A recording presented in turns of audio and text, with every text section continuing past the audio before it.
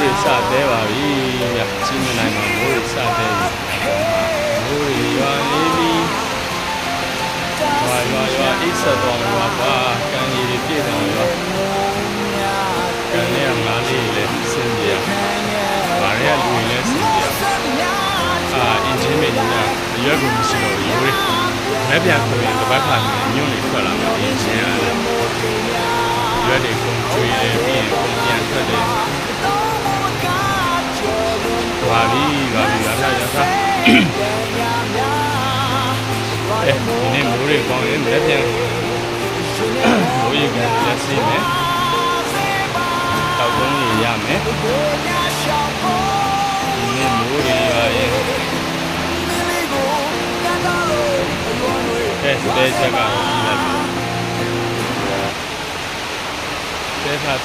တဲခါအများကြီးတူတဲခါ